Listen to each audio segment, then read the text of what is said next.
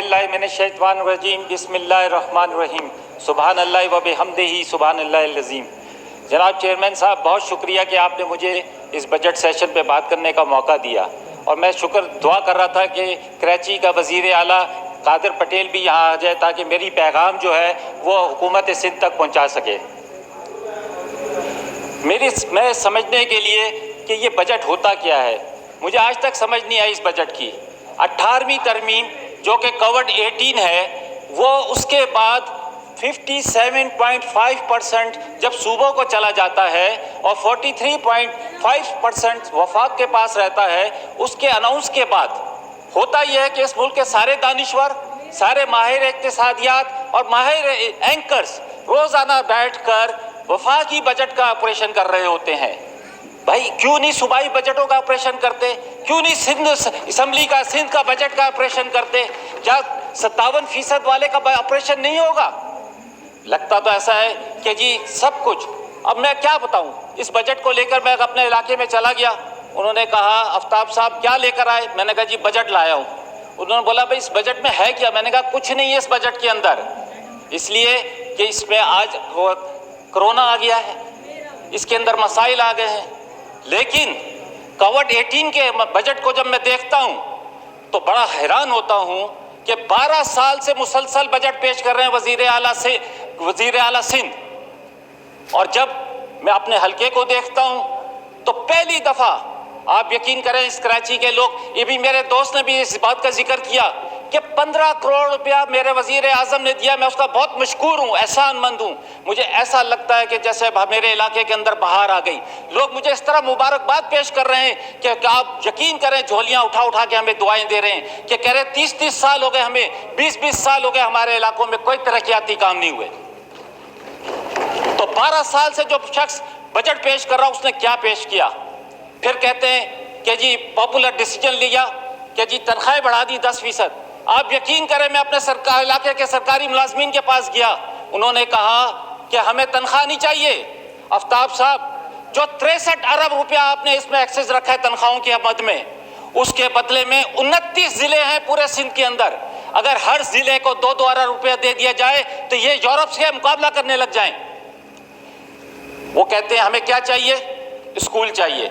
मेरे दोस्त कादिर पटेल को इस बात का यकीनन याद होगी ये बात कि मैं जब पहली दफ़ा यहाँ आया तो मैं एक बड़ी फाइल लेकर डैशिंग यंग स्मार्ट चेयरमैन के पास गया, और उसे मैं समझा कि ये यकीनन बाहर से क्वालिफाइड है, ऑक्सफोर्ड का पढ़ा हुआ है, बेनज़ीर साहिबा का साहबजादा है, इसके अंदर यकीनन गरीबों की हमदर्दी होगी। तो मैं उनके पास गया, मैंने कहा ये मेरे इलाके के सरकारी स्कूल हैं, उनकी उस्तादों की एक शिकायत है कि जी ये हमारे मसाइल हैं, इनको हल कर दिया जाए। उन्होंने मुझसे वो फाइल ली, अपने एक यंग सेक्रेटरी के हवाले कर दी। कुछ दिनों के बाद मैं फिर गया, ये सारे विटनेस हैं इस बात के, मैं फिर गया उनके पास, उनसे मैंने कहा कि जी मैंने आपसे एक दरख्वास्त की थी। उन्होंने दूसरे सेक्रेटरी को बुलाया और उसके हवाले कर दी। मैं फिर तीसरी दफ़ा गया उनके पास कुछ अरसे के बाद, तो मैंने कहा कि हज़रत मैंने आपसे एक दरख्वास्त की थी। सबको मालूम है मेरी सबसे दोस्ती का ताल्लुक़ है, मैं हर एक की इज़्ज़त करता हूँ, मैं हर एक से प्यार की और मोहब्बत करता हूँ। मैं उनके पास गया, मैंने कहा बिलावल साहब ये आपसे मैंने दरख्वास्त की थी। तो उन्होंने मुझसे कहा कि आप इमरान खान को कहो मुझे पैसे दे दें। ये जवाब था उनका। उस वक्त मुझे एहसास हुआ कि मैं इसको बेनज़ीर का साहबजादा समझ रहा था, ये तो जरदारी का साहबजादा निकला। जनाब चेयरमैन साहब, अगर ये सरकारी मुलाजमीन को 63 अरब देने के बजाय अगर ये पैसे सूबे सिंध के 29 अजला पे लगा दें तो आप यकीन करें, क्योंकि 5,000-6,000 से ज़्यादा का फ़र्क नहीं पड़ता तनख्वाह के अंदर एवरेज, अगर ये वहाँ पर स्कूल बना दें तो एक एक घराने को 10-10, 15-15, 20-20 हज़ार रुपये का फ़र्क पड़ेगा। अगर सरकारी स्कूलों की हालत प्राइवेट स्कूलों जैसी हो जाए, अगर वहाँ पर डिस्पेंसरियाँ जो उताक बनी हुई हैं, जो खच्चर खाने बने हुए हैं, जो लोगों के जानवर बांधने की जगह बनी हुई है, अगर उन्हें डिस्पेंसरियों को फ़ाल कर लिया जाए तो आप यकीन करें कि ये बहुत बड़ा एहसान होगा इस सूबे सिंध के लोगों के लिए। मेरा इलाका, मेरा हल्का NA 252 جو بلوچستان کے بارڈر سے لے کر اور شہر تک آتا ہے. اگر وہاں پر کسی بچی کو, کسی میری ماں کو, میری بہن کو, کسی کو کوئی تکلیف ہوتی ہے اور اس کو اگر لانا ہو تو پتہ ہے آپ کو کہ 40 کلومیٹر کے فاصلے کے اوپر ایک ہاسپٹل ہے جس کا نام عباسی شہید ہے, اس کو وہاں تک لانا پڑتا ہے. راستے میں روڈوں کا یہ عالم ہے کہ جو کہتے ہیں کہ وہ ابھی ڈاکٹر کہتا ہے کہ اس کو 2-4 دن کے بعد ڈیلیوری ہوگی, معذرت کے ساتھ میں اپنی بہنوں سے, وہ اس روڈ پہ جب گزرتے ہیں تو روڈ کے اوپر ہی ڈیلیوری ہو جاتی ہے. اتنے جھٹکے لگتے ہیں, اتنے جھٹکے لگتے ہیں. تو وہ کہتے ہیں کہ بھائی یہ کیا ظلم کر دیا ہمارے ساتھ. عجیب صورتحال کا شکار ہے. آپ جا کے تو دیکھیں کتوں کی حالت. کتے کہتے ہیں کتوں کی ویکسینیشن نہیں ہے. میں نے ایک دوست سے پوچھا, میں نے کہا بلاول ہاؤس میں بھی تو ہے. اس نے کہا وہاں پہ ایک اسپیشل کتا ہے, اسپیشل کتا, اس کو آلریڈی ویکسینیشن ہوئی ہے. اب اس کس کام کی ویکسینیشن ہوئی ہے وہ بھی ہمیں نہیں پتا. بھائی خدا کو مانو, اسپتال نہیں ہے, اسکول نہیں ہے, پانی کا نظام ترس گئے, پانی کو قطرے قطرے کو ترس گئے, پانی کے قطرے قطرے کو ترس گئے. اور وہاں پر پانی اگر آپ بازار میں خریدنے جاؤ تو وافر تعداد میں موجود. بجلی کا یہ عالم 18 گھنٹے ہو گئے. ہمارے بزرگ, ہمارے نوجوان, ہمارے باپ, ہمارے بھائی وہ تو گرمی میں باہر ٹائم گزار لیتے ہیں کسی نہ کسی چوکٹ پہ بیٹھ کر, لیکن وہ ہماری بہنیں, وہ ہماری مائیں اس گرمی کے اندر جو گھر سے باہر نہیں نکل سکتی, ان کے ساتھ کتنا بڑا ظلم ہو رہا ہے. پانی کو ترس گئے, گیس نہیں ہے, بجلی نہیں ہے, اسکول نہیں ہے, ڈسپینسری نہیں ہے. اور سب سے بڑا بھی عذاب میرے حلقے کے اندر ہے, 252 کے اندر, وہ یہ ہے کہ ابھی پچھلے دنوں آپ نے دیکھا ہوگا ٹی وی کے اندر, پٹیل صاحب آپ نے بھی دیکھا ہوگا کہ 1500 آدمیوں کا جرگہ ہوا.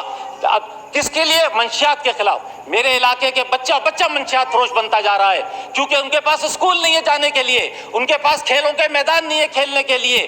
اس کی وجہ سے یہ بچے جو اسکول جانے والے تھے وہ منشیات لوگ فروشوں کے ہاتھ لگ گئے ہیں. وہاں پر لوگ پریشان ہیں. میں اس دن گیا ہوں اپنے علاقے مکرانی پاڑے کے اندر, وہاں پر ایک نوجوان, ایک صحافی غنی نے مجھے بلایا, اور جب اس نے کہا کہ جی یہاں پر منشیات کے خلاف ہم اپنی مدد آپ کے تحت جنگ لڑ رہے ہیں, دوسرے دن ان کا ایک نوجوان مار دیا جاتا ہے. اسی طرح جہاں پہ بھی جائیں ایک نہ ایک مسائل کھڑے ہوئے. روزگار نام کی چیز نہیں ہے. میں تو آپ سے اپیل کروں گا کہ یہ جو بجٹ کا سیشن آپ بجٹ کے بعد پیش کرتے ہیں, اس کو بجٹ سے پہلے پیش کیا کریں تاکہ لوگ ہم اپنی تجاویز دے سکیں, اپنے مسائل پیش کر سکیں جن کو آپ بجٹ کے اندر ہائی لائٹ کر سکیں. جناب چیئرمین, میں ان سے درخواست کروں گا کہ کوٹا سسٹم, میں حکومت سے درخواست کروں گا کہ کوٹا سسٹم ہونا چاہیے جابوں کے حوالے سے, ڈسٹرکٹ وائز کوٹا سسٹم ہونا چاہیے, N A wise quota system ہونا چاہیے تاکہ ہم اپنے حلقے کے بے روزگار نوجوانوں کو روزگار دے سکیں. ابھی بھی روزگار, ابھی بھی نوکریاں دی جا رہی ہیں, ابھی بھی پیسے لے کر سندھ کے اندر نوکریاں دی جا رہی ہیں. جب وہ آ کے ہمیں بتاتے ہیں کہ جی وہاں پہ فلانے کو لگا دیا 3 لاکھ روپے لے کر, فلانے کو لگا دیا 4 لاکھ روپے دے کر, تو ہم کس کے پاس جائیں؟ نہ ہم لوگوں کو روزگار دے سکتے ہیں, نہ ہم لوگوں کو تعلیم دے سکتے ہیں, نہ ہم لوگوں کو کوئی صحت کا نظام دے سکتے ہیں, نہ پانی دے سکتے ہیں, نہ گیس دے سکتے ہیں, نہ الیکٹرک دے سکتے ہیں. ہم کیا دے سکتے ہیں؟ کوئی بیٹھ کے یہاں پہ شعر و شاعری کرتا ہے, کوئی یہاں پر بیٹھ کر پتہ نہیں کس کس کی باتیں کرتا ہے. اور یقین کریں یہ سب بچے ایک دوسرے کو جا کر بتاتے ہیں کہ دیکھا میں نے کیسی تقریر کی, دیکھا میں نے کیسا ان کے خلاف بولا. اور خدا کو مانو یہ قوم تمہاری تقریریں سننے کے لیے نہیں ہے, یہ چاہتی ہے اپنے مسائل کا حل جو تمہارے پاس ہوتے ہوئے تم نہیں دے رہے.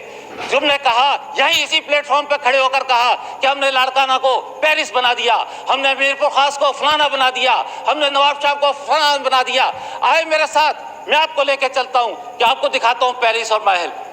خدارا 70% ٹیکس دینے والا شہر کراچی, اس کے بارے میں سوچیں. آپ اس کے حالت تو دیکھیں. پٹیل صاحب جس علاقے میں آپ رہتے ہیں, رکھ کر دل کے اوپر ہاتھ رکھ کر آپ اپنے اللہ کو حاضر و ناظر جان کر اس 99 ناموں کے نیچے بیٹھے ہیں. آپ مطمئن ہیں ان سے؟ کیا پچھلے 20 سال کی کارکردگی سے آپ مطمئن ہیں؟ 20 سال میں کراچی کے شہر کی حالت سے آپ مطمئن ہیں؟ کیا پانی کے مسائل سے آپ مطمئن ہیں؟ کیا آپ نے گلی گلی گیس پہنچا دی؟ کیا آپ نے الیکٹرک کا نظام صحیح کر دیا؟ تقریریں کرنا بہت آسان کام ہے, تقریریں تو میں بھی کر سکتا ہوں. پچھلے دنوں میرے پاس ایک بندہ آیا تھرپارکر سے, اس نے کہا کہ میں نے کہا کیا مسئلہ ہے تمہارا؟ کہتا ہے روزگار نہیں ہے. میں نے کہا تمہاری تاریخ پیدائش کیا ہے؟ کہتا ہے 21 سپٹمبر 1988. میں نے کہا واہ واہ زبردست تاریخ پیدائش ہے. بولا کر یار اللہ میاں مجھ سے پوچھتا کہ تجھے کہاں پیدا ہونا ہے, تو میں نے کہا پھر تیرا کیا جواب ہوتا؟ تو کہتا ہے کہ میرا جواب ہوتا کہ مجھے جو ہے لیڈی ڈیفرن ہاسپٹل کے اندر پیدا ہونا تھا, اس اکیلے فلور کے اندر مجھے پیدا ہونا تھا, کیونکہ نہ وہ اپنی مرضی سے پیدا ہوا نہ میں اپنی مرضی سے پیدا ہوا, لیکن مجھے اس حال میں پہنچانے والے آپ لوگ ہو. آپ منتخب لوگ ہو, آپ سیاستدان ہو. میں حیران ہوں, پریشان ہوں کہ اس ملک کا بنے گا کیا. اس شہر کراچی کا جو 70% ریونیو دینے والا شہر ہے, اس کی حالت یہ ہے کہ آپ کبھی آئے چیئرمین صاحب, میں آپ سب کو دعوت دیتا ہوں, میں اور پٹیل صاحب آپ کے میزبان ہوں گے, ہم لے کے چلیں گے ان کو شہر کراچی کے اندر, ہم انہیں دکھائیں گے کہ جی کیسے ہوتا ہے. بلاول کو کیا پتا کہ بجلی کا جانا کیا ہوتا ہے, جس نے کبھی بجلی جاتے ہوئے دیکھی نہیں, جو ایک ہی ٹیمپریچر پہ زندگی گزارتا ہے. جب بلاول ہاؤس کے اندر جاتا ہے وہاں پہ بھی ایک ٹیمپریچر, جب گاڑی کے اندر بیٹھتا ہے تو وہاں پہ بھی ایک ٹیمپریچر, جب آفس میں جاتا ہے تو وہاں بھی ایک ٹیمپریچر. ٹیمپریچر کا حال پوچھنا ہے, بجلی کا حال پوچھنا ہے تو آؤ این 252 میں, آؤ ڈسٹرکٹ ویسٹ کے اندر, آؤ کراچی کے اندر, آپ کو پتا چلے کہ 18 گھنٹے لائٹ کا جانا کتنا بڑا عذاب ہے. روز صبح اٹھتا ہوں, بیگم کا فون آ جاتا ہے, پانی نہیں ہے. صبح اٹھتا ہوں, بولتی ہے بجلی نہیں ہے. وہ خدا کو مانو, کیا کہاں پہ جائیں ہم, کس کے پاس اپنا درد لے کر جائیں. ہم اپنے بیٹھ کر یہاں پر آتے ہیں اور اتنے بڑے بڑے ہال میں, اور یہ حالت یہ ہے کہ اپنے اپنے حصے کی تقریر کرتے ہیں اور چلے جاتے ہیں. چیئرمین صاحب کبھی تو بولنے دیا کریں. پتہ نہیں میرے والد نے آفتاب نام کیوں رکھ دیا, میرا نام ہے کے بجائے زی سے شروع کرنا چاہیے تھا تاکہ سب سے لاسٹ میں باری آئی. پورا حال خالی ہے, ایک صرف وزیر اعلیٰ سندھ بیٹھا ہوا ہے, وزیر اعلیٰ کراچی, اس سے تو مخاطب ہونے. دیکھیں چیئرمین صاحب, میری درخواست یہ ہے کہ میں آپ سے بڑی ایمانداری کی درخواست کر رہا ہوں کہ جی کوئی ایسا سسٹم ہونا چاہیے کہ جو پڑھے لکھے نوجوان ہیں ان کو روزگار ملنا چاہیے. بجلی کا ایسا نظام ہونا چاہیے, اس 21ویں صدی میں بھی ہمارے پاس وہ نظام نہیں ہے, تاکہ کم سے کم لوڈ شیڈنگ ہو, بلکہ لوڈ شیڈنگ ہونا. اور ایک سب سے اہم بات, میں ایک بڑی اہم بات کرنے جا رہا ہوں, کیونکہ اکثر مجھ پر یہ الزام لگا دیتے ہیں. میں یہ کہتا ہوں کہ کراچی کے اندر جتنی پچھلے 30 سال میں چائنا کٹنگ ہوئی, جتنی 30 سالوں میں قبضہ ہوا, اس کی جی آئی ٹی بننی چاہیے. کریں کیونکہ time sir G I T بننی چاہیے. میرے دوست کہہ رہے ہیں میرا ہمارا ٹائم بھی تو آپ لے لو. نہیں, ابھی آپ ٹائم وہ نہیں لکھ سکے, اپنا ٹائم اس کی جی آئی ٹی بننی چاہیے کہ کس کس نے زمینوں پر قبضہ کیا ہے, کس کس نے مافیا, کس مافیا نے اس پر قبضہ کیا ہے, اور اس کے پیچھے کون لوگ ہیں. جب کسی منشیات فروش کو پکڑو تو وہ کہتا ہے کہ جی میرے پیچھے بڑے بڑے لوگ ہیں. آخر میں ایک کچھ تھوڑی سی بات, آخر میں یہ ہے کہ مفتی نعیم صاحب جو کہ میرے بہت ہی محترم تھے, جو ہمارے عمران خان کے بارے میں جنہوں کی رائے یہ تھی کہ اس سے بڑا ایماندار شخص انہوں نے پاکستان کی تاریخ میں نہیں دیکھا, ان کی حالت کے بعد ان کے لیے دعا کی درخواست کرتا ہوں, اللہ سے دعا کرتا ہوں اللہ تعالیٰ نے جوار رحمت میں جگہ دے, ان کے لاکھوں شاگردوں کو صبر جمیل دے. اسی طرح علامہ طالب جوہری صاحب کے لیے کہ اللہ تعالیٰ انہیں بھی مغفرت فرمائے, ان کی بھی اور ان کے بھی چاہنے والوں کو صبر جمیل. دعا ہو گئی ہے, آپ لیٹ سر یہ میری ذمہ داری ہے, میرے ویسٹ کے ہیں, وہ میرے استاد ہیں, میری ذمہ داری تھی کہ میں اپنی ذمہ داری پوری کر سکوں.